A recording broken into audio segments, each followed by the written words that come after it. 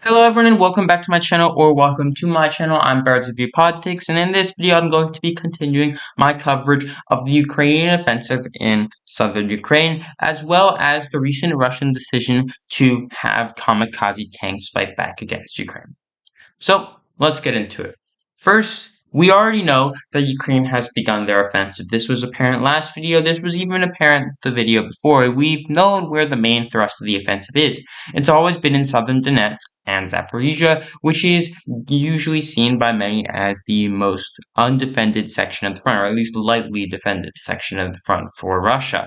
So Ukraine was always going to attack here. However, Ukraine has been attacking kind of everywhere, all the way up to even Bakhmut. Recently, they've been making some counteroffensives, especially in Bakhmut's suburbs, as well as outside of Donetsk, cities like Pisky, among others. So you see that the Ukrainians are attacking pretty much everywhere along this, we'll call it the Bakhmut to Zaporizhia line, which is just this line right here. But you can also see the Ukrainians have been trying to take this railway that goes from Bakhmut all the way down through Donetsk, the major Russian city in the region, or Russian-controlled city, I should say, as well as to Zaporizhia further on. And if Ukraine was able to take control of this, that would, one, block Russia's ability to supply their troops from all sections of the front. Two, it would allow Ukraine to more easily supply their own troops, which is, of course, a huge necessity. You have to supply your own forces.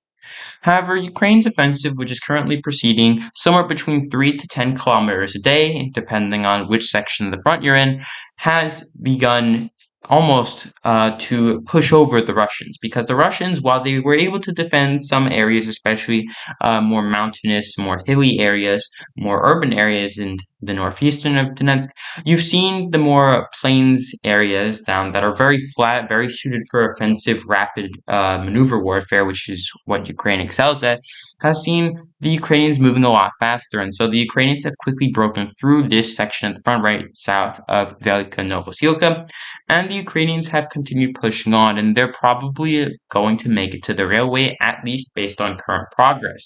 And Russia has really had no counter to this except for one thing.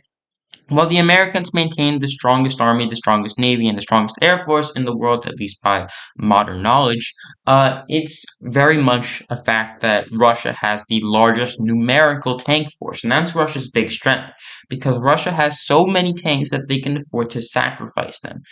Now, how does Russia have the largest tank force in the world? Because America, we all know, spends the most in the world. Well, Russia has done this by bringing back their 1950s, 1960s Cold War era tanks, and these tanks are then being used as kamikaze drones, but on an extremely large, extremely durable scale. And so what you'll see here, this is from just the Daily Mail because it's got the best footage of it, is the Russians, they turned a captured T-54 and they put 6 tons of explosives in it. And what they're doing is they drive these tanks up from the Russian front line, which is off camera in the bottom left. And what you'll see is all the way further up, further to the up and right of this footage from Romanov92, who's a Russian military blogger, is the Russians have tried to get to the Ukrainians, and they've really kind of failed in the most part because these tanks are so old. However, they've realized that if their tanks have a ton of explosives, they can still fight the Ukrainians by simply exploding tank near a Ukrainian trench. So while the Ukrainians are able to knock out these tanks, prevent them from moving, they are, and this is a new thing, a new innovation for Russia, they're now remote controlled, meaning that you can't knock out a driver in the tank because there is no driver. The driver is standing back at a Russian command station, and that means that the tank, while it's technically out of commission, it can't move anymore, all the explosives in it are very much detonatable, we'll call it. So the Russians are able to drive these tanks up. They're able to take many hits, many rounds from Ukrainian RPGs, Ukrainian anti-tank rifles, but the Russians are still able to detonate these tanks, and it is causing huge damage for the Ukrainians. As you can see in this footage, This all along here, that's Ukrainian trenches.